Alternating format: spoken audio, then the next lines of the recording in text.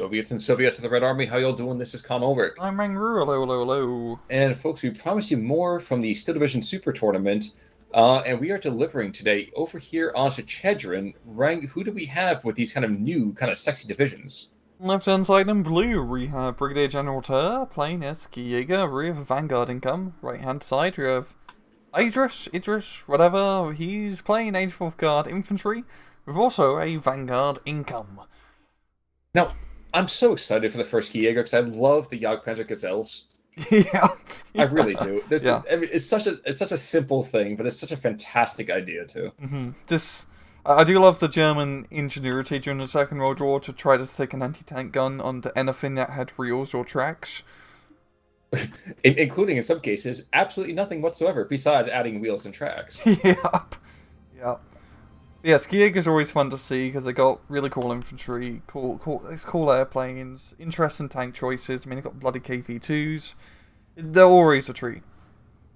Well, we're going to have this actually happen immediately. The Storm Ski Jaegers and the Ski Jaeger troops are going to go and give quite nasty surprise, I think, to Iadris' 84th. Awfully light opening, I think, from the infantry perspective over here on the Soviet side. More of them actually been concentrated to the north, but we are seeing early Superiors, so that's surprising. Now, a lot of flamethrower troops, which is always pretty much the standard play for a lot of Soviet divisions. We've seen a lot of these flamethrower tanks, especially down south with the KV-8. So, Iadris, he's bringing the heat. Oh, you're right. I didn't even really notice the KV-8s, but you're absolutely right. And now, I know to the north there's going to be some action going on up there, but I have to pay attention down to the south, because you also have that 145 off-map coming in to drop some artillery down on the Soviets. Ooh. And the point T-34 85 is causing some issues already for that Soviet infantry. It's a real heavy push down south here from Brigadier General. I'm guessing once the off-map artillery drops and the damage has been done, he's going to push through that town, and he can easily do that with the forces that he has. Even bring out the Marder slightly up north into the middle to give some Overwatch support. Certainly the hope. Now, like you said, are we going to see that push? We'll know in about 3 seconds. Well, maybe longer than that. It's, you know, it's the whole time difference thing, you know? Big issue there. Artillery's in a different time zone. Exactly. Yeah. Exactly. And yeah, there they go. There's actually a couple squads of Ski Jaegers moving on in immediately. Actually, that's also being linked up at the same time. Actually, seeing another push of infantry up to the north. Central Hill is being contested by these guard squads, and only a Ski Jaeger MG42 to kind of go and keep things at bay. But yes, the town is fully in Brigadier General's control, I would argue. I mean, he's pushing for it pretty hard. The KV-8 is... They go down to the Marder? No, they're actually both taking quite a while to kill each other. But yeah, I feel like it was going to happen. Oh, they do kill each other. Lovely, splendid. Everyone Romeo and wins. Juliet situation. But yeah, if Brigadier General can capture the southern town, that's usually a really huge boon, because it's pretty easy to hold once you capture the town.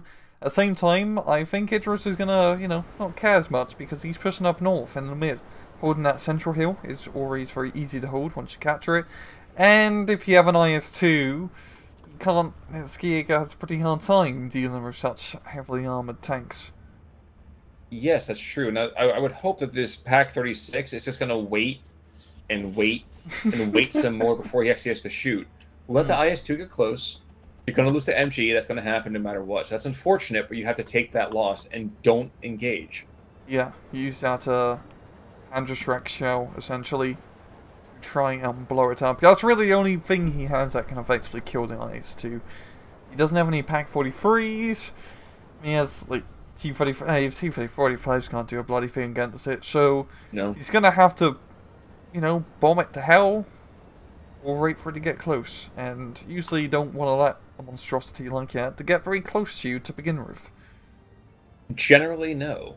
I mean, we have seen, you know, stranger things, in, you know, before Cotton, but I don't know that's going to pay off necessarily. The town push down south has definitely been not as fast as Brigadier General. Getting a second off-map artillery barrage to get the next chunk of the, no, next block really of the town under his control. But I do like Iadris with his 85mm AA gun position, overlooking the town, given infantry and also anti-tank fire support. Yo, Well, not for long. thing. I had not really recalled that the change in elevation is such that ridgeline, shall we say, actually overlooks the town. We see it so rarely utilized because they're so often in the weeds in that town. It's also, when you zoomed out, it doesn't seem as much of an elevation gap as it is. That's quite considerable. That's 75, 100 feet right there. So are you saying that 85mm gun has the high ground? That I would, Anakin. That I would. And actually see that the 85mm actually does something, which is even more shocking. Now, the Pac-36 apparently didn't get the memo, and he's trying to engage this IS-2 from what was it, because he's completely dead, at about 750 meters, which is just not going to be a successful engagement at all. Yeah. Yeah. Well, thankfully, we have a Schimmenwagen coming on in with an 80mm mortar, so sometimes I would just love the pathing just to take him through the water, because... I know. Because... You never see amphibious units actually do amphibious things in this game. I mean, it was also pretty rare in ST-44. But it's always nice to see, like, hey, it's actually being used for its intended purpose. Exactly. Exactly. Now, there's one squad of Strafniki still in this town, and one squad of Automachiki. We do have this reinforcement column being moved on in of superiors of guard DPs, and even a combat officer. But that's not going to be enough, I don't think. Honestly, if the T-3045 moves forward, a couple hundred meters, really, you can start to see that artillery also comes in, and that might cause quite a hefty bit of an issue. Yeah, the tank support has been really good for this town, Brigadier General. That T-34 and also the mortars really providing just that little bit of extra firepower he needs to deal with these infantry squads. Because Ski Jaeger infantry is cool and all, they are pretty good. It just don't have a lot of them in comparison to other infantry divisions. And also in terms of the actual numbers, they're usually only 9-man squads compared to your regular 10, or if you're Soviet, 12 to 20. I'm sorry, I was watching the Gazelles down to the south, one getting taken out and hunted by that 45mm, as now the Martyr might give up its life to engage that anti-tank gun. But the officer, I mean, the damage has been done. The officer has been killed, which will make the lives easier for those ski Jaegers in town. Like, so I don't have to worry too much about, long-lasting morale effects, basically. Yeah. Anti-tank gun is dead, which means even further down south in that town is going to cause issues for the Soviets. Is that going to be maybe a bomber? Yep, YL2 coming on in, looking to find that T-3485, and there's not been a lot of anti-air support down to the south. Yeah, so this could be a pretty easy kill. Ski Jaeger doesn't have a lot in terms of anti-air, so this would be a really good exploit for Iadris to try and use his air power to, well, do stuff. But he loses sight of the T-34 and gonna have to pull back around for another gun run. And that's two Messerschmitts which want to say hello. Well, that's a nice thing. He welcomed a new kid to the area. It's a nice thing. Greeting your neighbours and all of that. Ooh, and that one yak coming in, it was meant to be air cover. He didn't even make it longer than a few seconds in. Nope. It's funny how a lot of the dogfights in this game always come down to just, like, head-ons. Yeah, because if you think about it, it's like they would not be people doing head-ons. Oh. It's like you don't do head-to-heads for a reason. That's a nice way to go get a letter back home. Yeah, it's usually a pretty risky maneuver, but everyone loves doing it here. Well, they're knights of the air. They have to joust. Yeah. The Tu-109s do go down, unfortunately, before taking out that ground attack plane, which is the 84th, still has a chance to take out the T-3485, which has already claimed one half-track. I feel like Brigadier General is keeping his T-34 purposely behind a building, try to not get spotted by the IL-2 because he knows he's buggered. That T-34 is seen. Well, and then now we have two pack tracks, not pack tracks, anti-air tracks coming in, 3 actually being brought on in.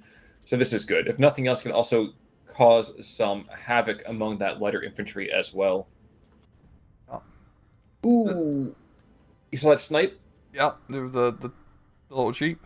Yep. Yeah, that's a pretty good placement. If he can, hold that road down, he can deny the majority of reinforcements coming into that town. Well, right now, we have this one other Machiki squad trying to redeploy to engage that pack track. And if he can kill the pack track, then there's a very good chance the Soviets, the Soviets could actually retake the town. Mm-hmm. Thing is, it's possible. It really is. But at what cost? This Gazelle has been able to hunt far more effectively than its namesake.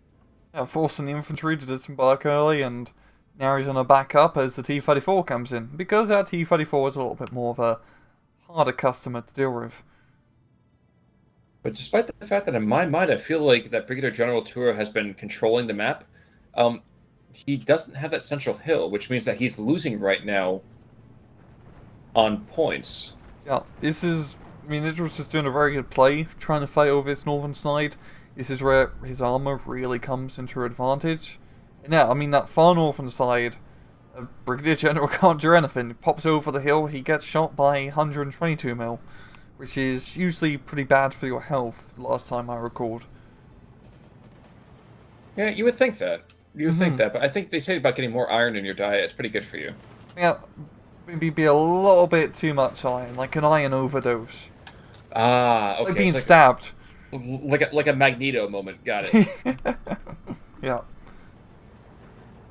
But you can see right now a lot of the Soviet lines, I think, are bending rather dangerously. Yeah, down south it's not looking too great.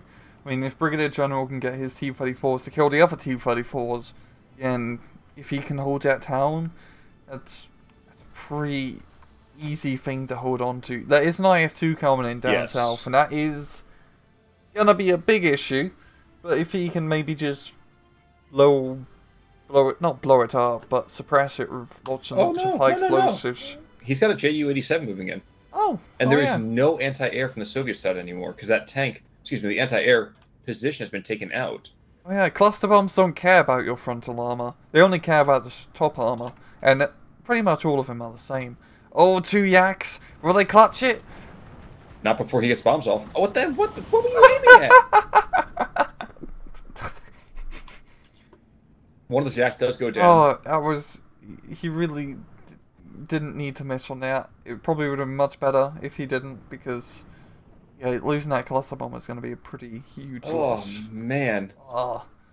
Very lucky for Iadris allowing his IS-2 to get into... maybe a little bit too close. Succeed. I can try again. There's no airplanes this time, so maybe he can make it work. Well, the funny thing is that there's only 2 anti-air positions for Iadris over here, and they're both to the north, like almost hugging that northern map edge. Oh, here's finally one being brought into the south, but it's not going to be in time for this IS-2. You can hit it this time. Pretty hard to miss for cluster bombs. There we go. Yeah. Easy That's a big kill. loss there. That's a very big loss. He's going to really need to try to keep the rest of his cluster bombers alive and well, because they're going to be his best stop in killing those pesky IS-2s. Up north, we're seeing a bunch of Chernos being rushed in. There's a Soviet ersatz trooping to try and do things. Well, think about where they're being deployed, though, too. They're on the edge of the hillside. First of all, they're going to get engaged by this Pak-36 on this, little round top over here. So, and what? They get out, and what do? They immediately die, because there's a anti-air right there, there's a mortar right there, there's a T-34-85. The biggest, scariest thing is that IS-2. Yep. Which is scary, don't get me wrong. But... his pack gun could get the short-range kill, I think. Oh no, he's slightly out of range. No, he has... shift on up and his hit it from the side. I want to see the pack gun kill it with a... He killed it. Yes! Oh, that makes you so happy seeing that little bugger blow up the big bugger. It's so... I said it again in the last cast, but it's so funny how the smallest anti-tank guns in game are also the strongest anti-tank guns in game in the right circumstances. Yeah, that was a really good ambush position from Brigadier General, having all his infantry round a corner. And now with the IS-2 dead, he moves up T-34 to give up fire support, and there's actually not real much anti-tank here from Iadris, so a T-34 is pretty safe. And here's some off-map to try and spread some love. I'm telling you, it really is little round top, big round top. Which, now that I use it, I realize talking to a man from the north, you do understand what I'm getting at with that, I would hope, correct? No. No, okay. So, a super quick history lesson in the middle of a history game. Battle of Gettysburg, American Civil War, there's a position at one point called Little Round Top, which is on the far end of the Union line. Oh, is that the place where the Union dude did the charge down the hill? Exactly. Okay, it's that thing. I remember that from the Gettysburg movie. Exactly. So, guys, if you are imagining Jeff Bridges leading a bayonet charge down a hill, then you're imagining the Little Round Top, Big Round Top thing going on here. I didn't know it was called yet. I always just think of it as like the Union flank. Yes, well, that's totally fair. I mean, the one side of the Union fishhook. Mm-hmm. And it's kind of funny. It never really occurred to me that sometimes we throw out some rather interesting historical notes. But, yeah. That's a bloody good movie, yo. Oh, yeah. I mean... the extended edition, which is like it's actually amazing. Long. But it's amazing. It is. And it's just so cool to see all the extras coming in as well. Like, everyone in that movie who was an extra is a living reenactor. Yeah. I mean, that's our Waterloo. I'm sorry, I'm going to gush about that for the rest of the cast, but that's our Waterloo right there. Mm-hmm. No, I get it. I totally get it. And screw the South. Yeah.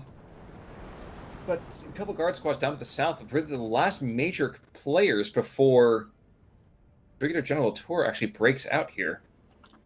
Yeah, it's actually working really well for the town.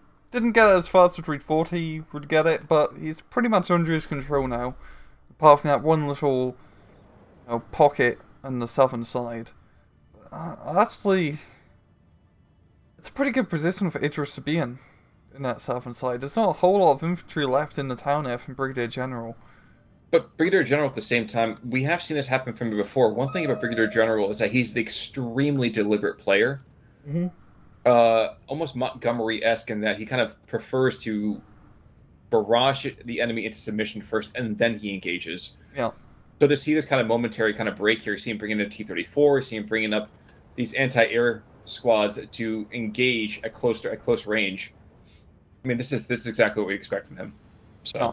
I do like how he's been using a lot of fire supports in the town to help out. Mm-hmm. And those bloody mortars have been on point. So use mortars. Just you win town fights with mortars, guys. Always bring mortars to a town fight. Oh yeah, I mean mortars are any proper thing for any real moment. Anti-artillery, counter battery stuff. Yep, send mortars. It's quick. They're effective. They have good range. They have good targeting. I'll go wrong. Watching to the north, as we see, Big Round Top has been taken. Big Round Top has been taken, and now we're seeing the anti-air guns desperately trying to keep the Skijäger at bay. But if they take out those squads, that's a significant position. Mm-hmm. We got T-34 coming in to try and knock out the anti-aircraft guns, and if he can do that, it'll be pretty huge to allow him to bring some actual air power up north to help him out, especially cluster bombers if any IS-2s come his way. Is one IS-2 coming into the... I don't know where it's maneuvering, I can't figure out. I think it's probably moving to the town. No, so it's this northeast of that building that looks like an E pointing down to the south. Yeah, I see. So that point for it is, just saying right there. Which I think, honestly, is probably the best call he can do. But that's awfully reactive. Like, you need to make a rather aggressive position when you're down on tickets and down on position. Yeah, and you can afford to be aggressive when you have an IS-2, just as long as you don't get too aggressive and get killed by a Pack 36. That was just unlucky. That was a lottery moment right there. Yeah, we're out seeing the KV-2 being brought in up north. Love seeing that big bastard with his big bloody gun. Soviet mortars, by the way, trying to take out their opposite numbers, and looks like they're able to win the initial duel. But they do it already, not being able to support the Automochikis that remain. Everything else is dead. Mm-hmm. And I mean, the Storm Skijägers, they're actually in the water right by the bridge, too. So they're swimming. But they have a rather advanced position there. So well done. Yeah. Yeah, Brigadier pretty much holding, 14-10 over his opponent, just holding his ground, so to speak. Nothing too crazy. A couple of Junkers coming on in. And we might see one of them die here in the center. Ooh, didn't even get his bomb off the last second. The one to the south, did he get bomb off on? He's gonna get the bomb off over here on the Sis gun and takes it out.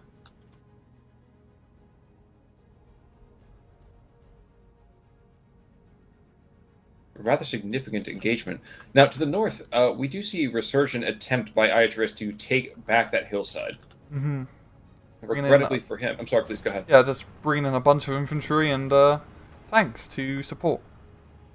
I would say regrettably for him, though, that it's still a T-34-85, which outguns anything he's got in the area. As I say that, of course, the Caster's Curse comes in and makes me look like a fool. So... Small T-34 beats big T-34. And you mentioned the Sturmpanzer, right? Mm. Oh yeah, the KV-2. Which definitely just stormed the hell out of that building. Kind of a hideous thing when it all comes down to it. Yeah. I mean, there's a reason people call the turret of it a barn door.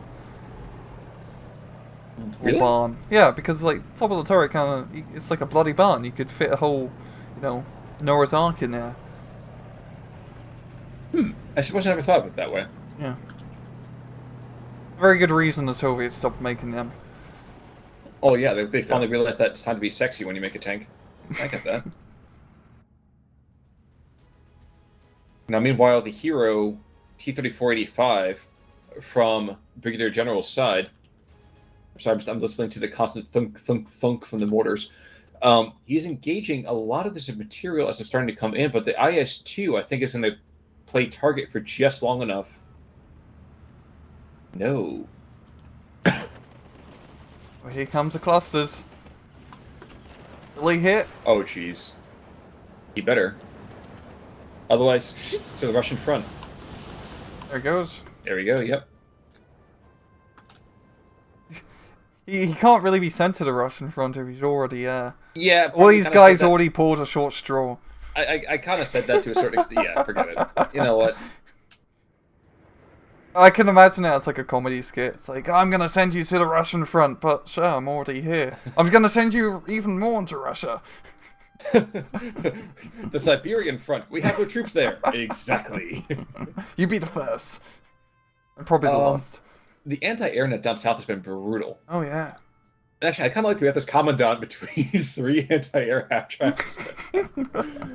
Deadly anti-net there. Now, infantry is starting to run a little bit drier here for Brigadier General Tua. I see a couple of Sturmsky Jaegers go to the north, and maybe another squad or two? No, an off-map being brought in instead. Okay. But I guess when you have a T-34 42, formerly, I was going to say it was a pretty good opportunity. But I've been wrong before. Yeah, that's off an anti-aircraft now with the like 3-star 20 mil, which is quite deadly when you got those 20 mils up to such high veterancy. Holy crap! Yeah, that's pretty good. At least their second kill, and possibly more than that. By the way, the Sturmpanzer up to the north. Well, he takes out an anti-aircraft gun because I don't care about that. But 1410. Things are starting to look a little bit more dire here for the 84th. Even with the addition of a couple of Zis guns down to the south, not really sure that I like their positioning. Yeah, the real thing of 84th is it really all comes down to the IS-2s. You don't get many other tanks apart from those. I mean, you get more T-34s and whatnot compared to IS-2s, but really you're using those singular IS-2s. And in this case, Brigadier General has been a very good job with the cluster bombers to knock them out and keep them out of play. Because without them, it was just kind of a mediocre infantry division. Now, we're going to have a meeting engagement to the north as a couple of Sturmsky Jaeger squads move across at the crest of this hill. They're definitely going to push back the initial Russian troops that are there, just the Komrati and Machiki, but two superior squads, the two T-34s backing them up. I think this is the right call to keep your troops just below the crest of the hill, kind of play very Wellington. Just try and wait for them to come up, or the other person to go down, whoever decides to attack first. Which looks like Brigadier General says, you know what, damn the losses, full speed ahead. Not sure I agree with this one. Even if some givers, I wouldn't want to be engaged in a tank with an assault rifle. No. Certainly not the fact that when I don't have more than, a satchel charge or heat grenades to go after them, so... Yeah, That's why I now see. it's down to a 915, which is... Yeah, this is looking pretty good for Brigadier General still. Well, at least we have a couple of, Junkers coming in to bomb this Soviet strike force. I'm going to see that engagement happen very, very quickly. Yeah, it was the Incas with the big bloody 250 kilograms, so... If the accuracy in those things, that could be some dead tanks. Not for nothing, but we don't really talk about how often or how the atmosphere looks. Like the sky itself looks absolutely freaking gorgeous. Like Yeah. that's like a screensaver right there. You can, if you look to the southern area of the map, you can see like the moon in the sky. So, like super badass. Oh wow, you're right. I've actually never done stargazing in this game, and I feel like I need to start at some point. Yeah, like the skybox in this game. Heck, I mean this game looks really good when you zoom in. Same with all of Eugene's games. 6 squads of ski Jaegers being brought to the north, so I think the town is being given up on to a certain extent by Iadris. In fact, we just have 80 mil mortars and actually an FH-18 try to shell what amounts to the Soviet artillery park. Mm-hmm. He's dropping in a big bloody off map here with 203 mils into the southern area of the town. He's bringing up infantry to reinforce it, so hopefully his guards will come in a nick of time once the artillery's been said and done to capture some easy targets. That's true, and I think that's why he's dropping a beacon, because he thinks that barrage is coming maybe just from that mortar. But unsupported guards, though, not really liking the chance there. I am more interested to see what happens as the ski Jaegers start to go up this next hillside. They'll have the advantage of numbers. Obviously, cover is going to be in favor of the Soviets, but I kind of like their chances. I really do. Yep, 6 squads of them. Jeez, 50 men going up against half their number.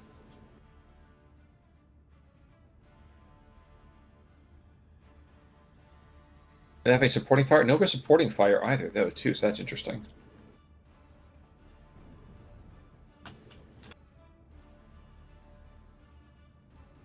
Yeah. Up north, Brigadier General pushing in onto the opposing hillside with a bunch of ski. That's a lot of ski Jaegers.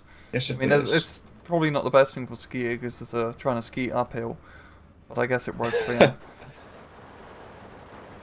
Back down to the south, the artillery strike has come down. It's caused definitely some issues. Mm-hmm. Here, the guards are out to play. But I can't help but wonder if we're going to see maybe these anti-aircraft tracks slide a little bit further forwards to kind of start to engage these guards. There's precious little cover for them. There's a couple lone buildings, but it's still 16-8. Yeah. It's been a slow grind here from Brigadier General, and it's really starting to pay off now. We're only seeing 1, 2, 3 IS-2s in this match, I believe. Yes. Which isn't a lot. You can definitely get much more with 84th, and honestly, kind of need more, especially in a scenario like this, because I mean, there's moving the infantry down south, but they don't really have any support. Up north, his stuff doesn't have any support. I can understand why he'd be reluctant to get an IS-2 because they keep getting bloody cluster bombed. I think that's more of an issue of not having maybe air power on hand or anti-air on hand when necessary. Yes, that's definitely the case. It's pretty easy to keep those cluster bombers at bay if you do have adequate anti-air, and mainly fighters to finish off those pesky Stuka clusters. Well, the last barrage is going to come in down south, and this is actually going to be very telling to see whether or not this town will flip hands. My guess is it probably will, but it won't be for long. Because now we're seeing the biplane coming. Oh no, a Junker coming in. I thought it was going to be the spotter plane, but no. Yeah, this is quite interesting here. The last shreds of ski Jaegers being brought on in, and the mortars desperately trying to put up some sort of artillery cover to support their allies. But I do not know if it will be a successful assault for longer than a couple of minutes here. The Junkers, though, is sent packing, at least for the moment. And if I'm these guards, I don't want to move any closer. I don't want to go any closer to the front. This is a bad idea. You know the anti-air net is there. You've seen it take down more than one plane. You got to know that's there. I don't really have the... Well, I have close range anti-tank, but ideally in that case... Or actually, those anti-aircraft guns only... They don't have armor. So those guards could actually kill them. They could, yes. They could. That's absolutely true. But the DPs, I mean, that's still... You have to put an awful lot of investment into it. Mm-hmm. Good point. Good point. We are going to see an attempt to take back this central hill as Brigadier looks to kind of maybe clear up the last of the Chernos. And probably, again, we're going to see some small flip-flops controls back and forth here. But this might be that Brigadier has these in the bag. Yeah, it definitely feels like the case. Which I feel, which would do my heart a little bit good, since Spence, they're so roughly handled by Herr Robert a short time ago. Mm-hmm. Man, that 78th Storm deck was nasty. Oh yeah, my gosh, that was nice. A hero bombing run right there. Holy crap. He might pay for it with his life, but that kept that hillside really in play. Mm-hmm. And he does.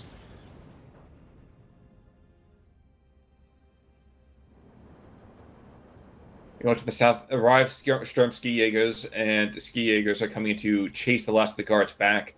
It's not going to be bloodless victory, but it's going to be rather sweet. It'll be a rather sweet victory.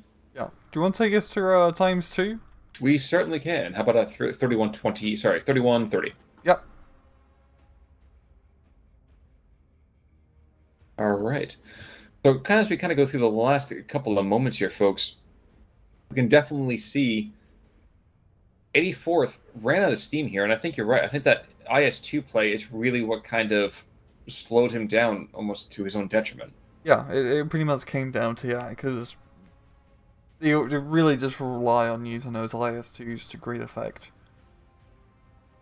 Pardon me while I watch the KV-2 get attacked constantly by this IL-2. Mm-hmm. It must have been so confusing for pilots on the Eastern Front and Second World War, trying to figure out who was who. I mean, you're already flying on an airplane, and friendly fires would happen when you're in, your proper tank. But imagine being a Soviet pilot, and you're seeing this battle of German T-34 tanks fight Russian T-34 tanks, and try to figure out which T-34s you're meant to blow up. And the KV-2, and this and that. And just before he taps out from tickets, we are going to see a tap out over here from Iadris. And I'm surprised that the KD, as close as it was, because it definitely felt far more snowbally than that. Mm-hmm. Yeah. I think it's a consequence, though, of that air power. I think you see that PE3 taking out 5 squads by himself, and IL-2, 4 ground kills, Yaks killing airplanes left, right, and center. I think a couple of standouts keep them much more competitive than I thought was the case. Yeah, nothing. The IS-2s didn't really do all that much, considering the IS-2s. Looking at losses... Well, there's a PAC-36 that's got 4 kills, including an IS-2. Well, and a Cherno, but he's got 4 legitimate kills in the IS-2. Mm-hmm. 1 anti-air attack, anti-aircraft, 2 kills. Junkers, 2 IS-2s. I mean, that's the ball game right there. Yeah. And the mortar did pretty decent as well, at 80mm, knocking out 2 anti-tank guns. Yep, and the Studebaker supply truck. Yeah. But wow, well done to Brigadier General. Honestly, that was a fun match to kind of watch. Yeah, so it was really cool seeing both of those divisions go at it, because they're both, kind of unorthodox in a sense, and we love seeing unorthodox divisions. Yes. But all right. Any last words? None. Well, folks, in that case, then, we will see you all soon. I guess until next time, I'm Con Ulrich. I'm Rangaroo. Take it easy.